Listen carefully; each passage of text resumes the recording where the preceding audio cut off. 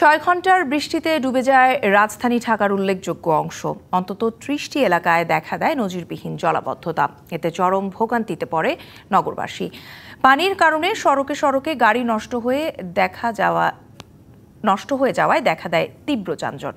বিচ্ছিন্নভাবে কিছু এলাকার পানি নিষ্কাশনে কাজ করতে দেখা যায় সিটি কর্পোরেশনকে। শনিবার বৃষ্টি কমে যাবে বলে জানিয়েছে আবহাওয়া অফিস। এই বিষয় নিয়ে আরো কথা বলতে আমাদের সাথে সরাসরি যুক্ত হয়েছেন বাংলাদেশ ইনস্টিটিউট অব প্ল্যানার্স এর ভাইস প্রেসিডেন্ট সৈয়দ শাহরিয়ার আমিন এবং ঢাকা দক্ষিণ সিটি কর্পোরেশনের প্রধান নির্বাহী কর্মকর্তা মোহাম্মদ মিজানুর রহমান। আপনাদের দুজনকেই স্বাগত জানাচ্ছি। মোহাম্মদ মিজানুর রহমান, আমাকে শুনতে পাচ্ছেন কিনা? আপনি শুনতে পাচ্ছি? জি, একটু শুরুতেই জানতে চাই, বৃষ্টি কমেছে প্রায় 7-8 ঘন্টা তো হয়েই যাবে যদি আমি ভুল না করে থাকি। আপনার অংশ তো দক্ষিণ সিটি কর্পোরেশন পড়েছে, সেখানে সব এলাকার পানি আসলে যেহেতু অনেকক্ষণ হয়ে গিয়েছে, নিশ্চয়ই পানি নেমে গিয়েছে, মানে জলাবদ্ধতা তো আর নেই নাকি? না, জলাবদ্ধতা যেটা বাস্তব সেটা আপনাকে বলতে হচ্ছে যে আসলে এখনো পানি আছে, অনেক জায়গাতে পানি আছে, বাট খুব স্বল্প সময়ের ভিতরে আশা করছি যে পানি নেমে যাবে। কারণ হচ্ছে যে আমি যদি আপনি সময় দেন তাহলে আমি একটু ব্যাখ্যাতে চলে যেতে পারি। সেটি হচ্ছে যে আমি এখন আছি কমলাপুর পাম্প স্টেশনে। আপনি দেখেন, আমি একটা চিত্র আপনাকে শুধুমাত্র দেখাই যে এই যে আমার লোক কাজ করতেছে, আপনি দেখেন আমার মেশিন কিছুক্ষণ পর পরে বন্ধ হয়ে যাচ্ছে। এই প্লাস্টিক বর্জ্য এবং পলিথিনের জন্য আমার যে সাবমার্জেবল যে ইয়েগুলো আছে, মেশিনগুলো নষ্ট হচ্ছে, ট্রিপ করতেছে কিছুক্ষণ পর পরে। কিন্তু এটি আমার জন্য একটি বড় চ্যালেঞ্জ হয়েছে, যেখানে আমার একটা মেশিন প্রতি সেকেন্ডে 5000 লিটার, দুইটা মেশিন এখানে চলছে, 5000 লিটার ম্যানুয়ালি, আর আরো ছোট পাম্প আছে যেখানে 150 লিটার করে পানি যাচ্ছে প্রতি সেকেন্ডে। কিন্তু সুতরাং একবার যদি একটি মেশিন নষ্ট হয়ে যায়, সেটা কিন্তু আমাকে অনেকটা সময় কিন্তু ব্যাক পেতে হয়। এই বিষয়গুলো আপনাকে দেখাচ্ছি। কখন থেকে এই কার্যক্রম শুরু করেছেন? জি, একটু জানতে চাই যে কখন থেকে কার্যক্রম শুরু করেছেন আর কয়টা মেশিন চলছে? আমাদের দুইটা মেশিনই চলছে, সেটা কিন্তু মাঝে মাঝে আমাদের ট্রিপ করছে, সেটা আমি আপনাকে বলছি। আমাদের মেশিন চালু হয়েছে সকাল 7টা থেকে প্রথমটা, তারপরেটা আর কিছুক্ষণ পরে আমরা শুরু করছি। সেই কার্যক্রমগুলা কিন্তু আমাদের অব্যাহত আছে। আমি এখন পাম্প স্টেশন থেকে আপনাদের সাথে কথা বলছি, যে এই যে সমস্যাগুলা আমি আপনাকে তুলে ধরলাম। আর এটি বিশেষভাবে মতিঝিল এবং মতিঝিল, আরামবাগ, তারপরে ওদিকে যদি কাকরাইলের মোড় বলি, নিউ মার্কেট বলি, এখনো কোমর সমান পানি আমাদের সহকর্মীরা যে খবরগুলো দিচ্ছে। নিউ মার্কেটের প্রেক্ষাপটটা ভিন্ন জিনিস, সেটি আমি একটা টাচি বিষয় আছে, সেটি আমি আপনাকে বলতে পারছি না। সেটি হচ্ছে যে এখানে কিছু সমস্যা আছে, তবে এই কারণে ওই জলাবদ্ধতাটা সেখানে হচ্ছে।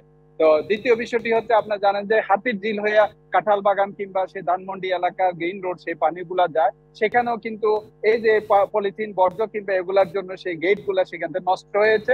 তারপরেও একটু আগে ঠিক করে দুটি সচল আছে। এটি আমার জন্য বড় চ্যালেঞ্জ হিসেবে। এখানে আরেকটু একটু জানতে চাই মোহাম্মদ মিজানুর রহমান, পলিথিন বর্জ্য, ড্রেনেজ ব্যবস্থা বা এগুলো তো আসলে, যেহেতু আমাদের একটা ওভার পপুলেটেড, অনেক ঘনবসতিপূর্ণ একটি আমাদের শহর, এই নগরে তো এই সমস্যাগুলো নিয়েই আমরা চলবো। সেই জন্য তো আপনাদের সিটি কর্পোরেশনের পক্ষ থেকে পরিষ্কার পরিচ্ছন্ন কর্মীরা একেবারে সবসময় নিয়োজিত থাকে। তাহলে নিয়মিত পরিষ্কারের পরেও কেন এই পলিথিনের বা ময়লার ব্লকেজগুলো রয়ে গেছে এখনো? আমি বলি, আমার যে স্বভাবগত আছে, আমি একটু আগে এখানে হেঁটে আসলাম, দেখলাম একটা ভদ্রলোক পানি খেয়ে জাম করে রাস্তার উপরে ফেলে দিল। তা আমার যে বলতেছেন যে পরিচ্ছন্ন কর্মীটা, আপনি যদি সে 1000 ফিট সে পুরাটা তার দায়িত্বে থাকে, সে আপনি চিন্তা করেন পানি হয়ে গেছে, পলিথিনটা সে হাঁটতে হাঁটতে কিন্তু 50 ফিট পর পরে কিন্তু একটা পিট আছে, সেটি সে কিন্তু পরিষ্কার করছে কিন্তু কন্টিনিউয়াসলি। আর পানির স্রোতে কিছুক্ষণ পর পরে সেটা বন্ধ হয়ে যাচ্ছে। বাস্তবতাটা হলে একটু চিন্তা করেন।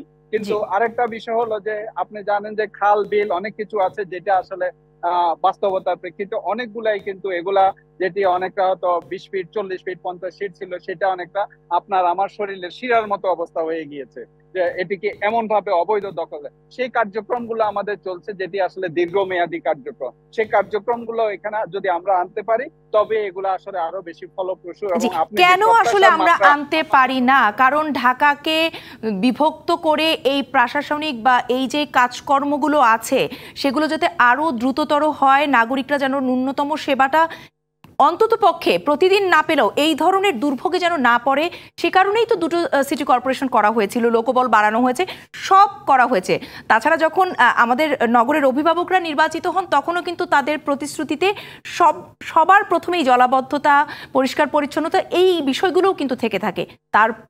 তারপরও কেন আসলে নগরবাসীর আজকের এই দুর্ভোগ, বৃষ্টি থেমে যাওয়ার 7-8 ঘন্টা পরেও কেন তারা পানির মধ্যে, সড়ক, বাড়িঘর সবকিছু ডুবে আছে?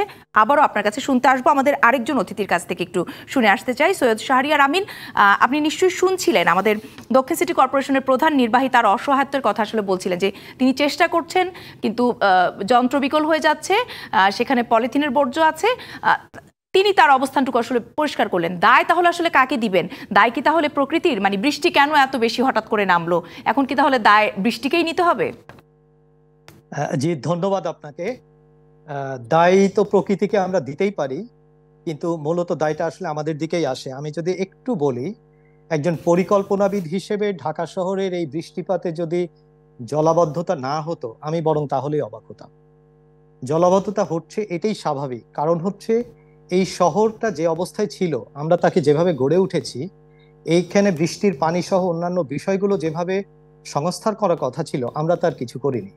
উল্টা আমরা বিবেচনাহীনভাবে এটাকে গড়ে তুলেছি। আপনাকে যদি ছোট্ট করে একটু বলি যে বৃষ্টিপাত এবং অন্যান্য উপর থেকে যে ঢলগুলো আসে নদীর মাধ্যম দিয়ে, আমাদের ঢাকার চারপাশেই কিন্তু নদী আছে, এই পানিগুলা বের হয়ে যাওয়ার দুইটা পথ। একটা হলো যে আপনার মানুষের বাসাবাড়ি রাস্তার পাশ থেকে ড্রেনে যে খালে যাবে, খাল থেকে আপনার নদী বা আশেপাশে নিম্নাঞ্চলে যাবে।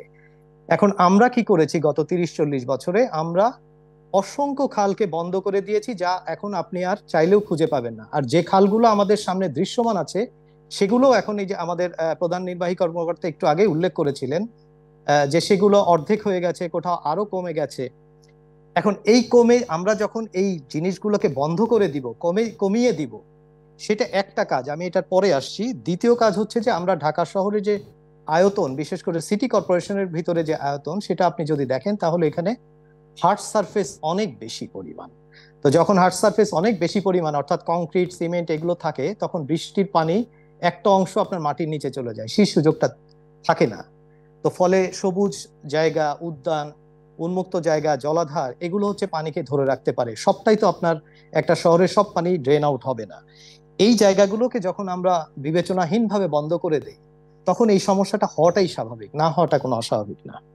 এখন আপনি যদি বলেন যে দায়ী কে হবে, এখন দেখেন এখানে দুইটা জায়গা ছিল। আমাদের পরিষ্কার দুইটা আইন আছে, জলাধার আইন আছে, যেটা শক্ত আইন, যেটা দিয়ে আমাদের জলাধারগুলো রক্ষা করা সম্ভব ছিল। এই জলাধারগুলো রক্ষা করার জন্য যে আইন প্রয়োগকারী সংস্থা, তারা ঠিক মতো কাজ করে না, এটা তো বোঝাই যায়। আর আরেকটা জায়গা আছে, যেটা হচ্ছে সরাসরি আমি বলি দুর্নীতির যে জায়গাটা, অর্থাৎ আমার খালের পাড়ে শুধু একজন বাড়ি করেন নাই, খালের পাড় দিয়ে সিরিজ অফ বাড়ি তৈরি হয়েছে, এবং এই বাড়ির অনুমোদন যদি নেন, সেখানে যিনি বাড়ি করছেন এবং যে কর্তৃপক্ষের কাছ থেকে অনুমোদন নিচ্ছেন, তারা সবাই মিলেই কাজটি করছেন, এবং সেটি হারিয়ে যাচ্ছে না পরের দিন, বা আমার লোকবল সংকট থাকলে পরেও আমি দেখতে পাচ্ছি এই জিনিসগুলো করি না। এটা একটি দিক, দুর্নীতিকে আমি সম্পূর্ণ দিক বলি না। আর একটি দিক হলো বাংলাদেশের জন্য সমস্যা, যে প্রাতিষ্ঠানিকীকরণ হয় নাই, অর্থাৎ ইনস্টিটিউশনালাইজেশন। সেটা কিরকম?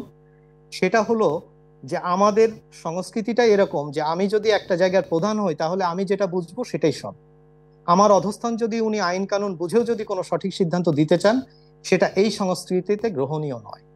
এই সমস্ত কারণে আমাদের বহু জায়গা আমরা উদ্ধার করতে পারি না, বা আমাদেরকে এখনো পর্যন্ত অনেক জায়গায় আমরা জানি, আপনার সাংবাদিকরাও জানেন, রিপোর্ট করেন, কিন্তু উদ্ধার হয় না। আরেকটা দিক আমি বলবো, আমাদের যে ড্রেনগুলো আছে, যেগুলো বর্তমানে কাজ করছে, একটু আগেই আমাদের প্রধান নির্বাহী কর্মকর্তা অসহায়ত্ব প্রকাশ করলেন, সেটা হলো যে এইগুলো ব্লকেজের জন্য আবর্জনা, কঠিন বর্জ্য একটা বড় বিপদ। নগদের কাছে সব গ্রাহকই প্রিয়, তাই তো সারা দেশে ক্যাশ আউট চার্জ সবচেয়ে কম। আমরা যদি আসলেই জনগণের পক্ষ থেকে আমরা এগুলোকে বিবেচনাহীনভাবে ড্রেনেজ বা যে কোনো জায়গায় যত্রতত্র ভাবে আবর্জনা ফেলতে পারি, তাহলে এই সমস্যার সমাধান আসলেই হবে না। আপনি চমৎকারভাবে ফ্যাক্টগুলো তুলে ধরছিলেন। আমি আবারও একটু মোহাম্মদ মিজানুর রহমানের কাছে যেতে চাই। মোহাম্মদ মিজানুর রহমান, এই যে পরিষ্কার পরিচ্ছন্নতার একটি ব্যাপার বা জলাবদ্ধতা যাতে অতিবৃষ্টির সময় এত চরম পর্যায়ে না পড়ে যায়, হ্যাঁ হয়তো টানা মাত্রাতিরিক্ত বৃষ্টি হয়েছে, পানি জমবে, কিন্তু সেটি 7-8 ঘন্টা পার হয়ে যাওয়ার পরও কেন নেমে যাবে না? এই দুর্ভোগ যে, কারণ আপনিও নিশ্চয়ই দক্ষিণের বাসিন্দা, আমি যদি ভুল না করে থাকি, সেখানে নিশ্চয়ই আপনাকেও এই ময়লা পানি পার হয়ে বা আপনার আপনার পরিবারকেও যাতায়াত করতে হচ্ছে। এই যে এটি যে একটি সারা বছরের প্র্যাকটিস, সেটি কি আপনারা চর্চা করে থাকেন, নাকি শুধুই বৃষ্টির মৌসুম আসলে তখন যখন পাম্প দুটোকে চালু করেন তখন যখন ময়লা আবর্জনা নষ্ট হয়ে যায় তখন আসলে আপনারা দায়ী করেন জনগণকে, আর জনগণ তাদের জায়গা থেকে দায়ী করে যে সিটি কর্পোরেশনকে? না, আমি প্রথমেই বলবো যে এখানে দায়ের কোনো বিষয় নয়। আসলে আমাদের একটু আগে আমাদের নগরের যে যিনি বিশেষজ্ঞ আমি বলবো, উনি বলেছে প্রত্যেকটা জিনিসের কিন্তু অপটিমাম একটা জিনিস আছে, সেটা যদি স্যাচুরেটেড হয়ে যায় তখন কিন্তু সবকিছুতেই কিন্তু এরকম অবস্থাগুলো হবে।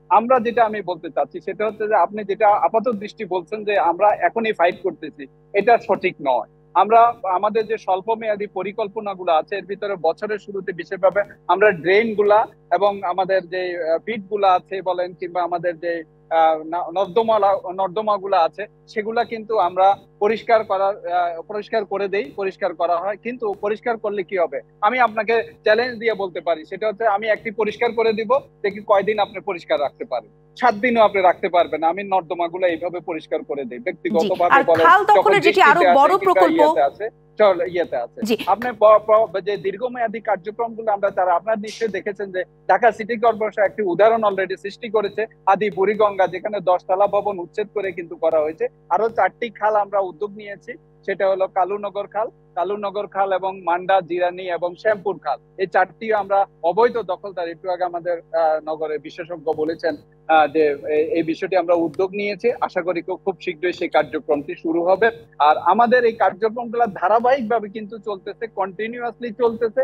পরিচ্ছন্ন কর্মী বলেন, সেই মোহাম্মদ মিজানুর রহমান, আমরাও কিন্তু ধারাবাহিকভাবে গত কয়েক বর্ষ আগে, যদি আপনিও ভুলে না যান, আমরা কিন্তু অতীতের নগর পিতাদের দেখেছি যে এই হাঁটু পানিতে দাঁড়িয়ে চা খেতে খেতে তারা প্রতিশ্রুতি দিয়ে গেছে যে জলাবদ্ধতা নিরসনে তারা একেবারে কাজ করছে।